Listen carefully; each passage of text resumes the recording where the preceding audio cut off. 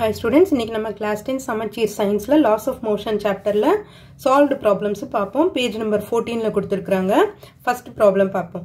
Two bodies have a mass ratio of 3:4. Okay va? The force applied on the bigger mass produces an acceleration of 12 meter per second square னு கொடுத்திருக்காங்க. bigger mass ரெண்டு bodies கொடுத்திருக்காங்க. அதோட acceleration bigger bodyயோட acceleration கொடுத்திருக்காங்க. What could be the acceleration of other body if the same force acts on it? இங்க பாருங்க same force னு கொடுத்திருக்காங்க. இது நமக்கு வந்து ஒரு பாயிண்ட் இங்க கொடுத்திருக்கிறது. சோ ரெண்டு bodies மேலே ஆக்ட் ஆகுற force வந்து சேம் தான். So given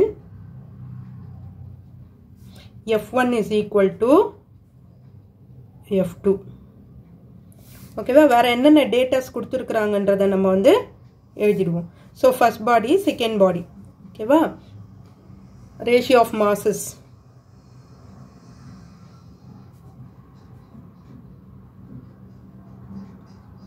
is equal to 3:4 னு கொடுத்திருக்காங்க. So the mass of first body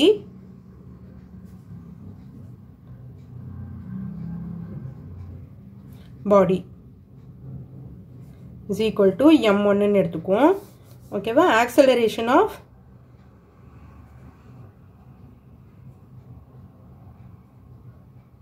first body is equal to a1. அதே மாதிரி mass of second body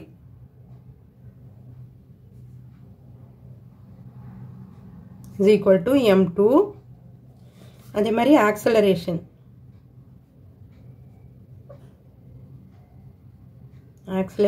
of second body is equal to a2. இது ரெண்டும் எடுத்துக்குவோம். இப்போ ஃபோர்ஸுக்கு என்ன ஃபார்முலா வரும்? F1 is equal to m1 into a1. ஓகேவா இப்போ m1 என்ன தெரியும் நமக்கு? ஸ்மாலர் பாடின்னு எடுத்துக்கிறேன். இதை F1 is equal to m1 வந்து 3ன்னு கொடுத்துருக்காங்க. 3:4 இல்லையா? நம்ம இப்போ மேக்ஸில் போடுறதுன்னா ரேஷியோவில் கொடுத்துருந்தா 3x/4xன்னு எடுப்போம் நம்ம.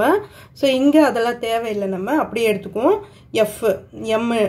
m1 is equal to 3ன்னு எடுத்துருக்கோம். a1 தெரியாது நமக்கு. ஸோ அதை அப்படியே எடுத்துக்குவோம். அடுத்தது இப்போ பாருங்கள், இதில் F2 பாருங்கள். F2 is equal to m2 into a2. So அப்போ m2 என்ன தெரியும் நமக்கு? மாசு 4ன்னு தெரியும். இன்டூ இதில் வந்து ஆக்சலரேஷன் என்ன கொடுத்துருக்காங்கன்னா 12 மீட்டர் பர் செகண்ட் ஸ்கொயர்னு கொடுத்துருக்காங்க. 12 metre per second square. So அப்போ 4 into 12.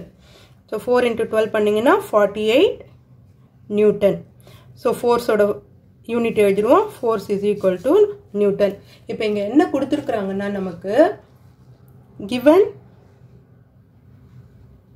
F1 is equal to F2 னு கொடுத்துருக்குறாங்க இல்லையா? therefore அப்போ 3 into A1 is equal to 48. இதை எழுதிடலாம் இல்லையா? F1 is equal to F2 னா இதை எழுதிடுவோம் நம்ம. அப்போ A1 is equal to 48 divided by 3. 48 divided by 3 பண்ணிங்கன்னா 6. Therefore A1 is equal to 16 meter per second square. Acceleration of the other body எழுதிருங்க. Acceleration of the other body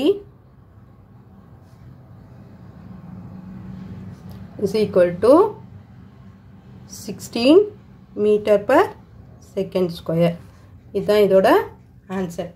okay students, இந்த video உங்களுக்கு யூஸ்ஃபுல்லாக இருந்ததுன்னா subscribe பண்ணிவிட்டு like பண்ணிவிட்டு பாருங்கள் students. Thank you.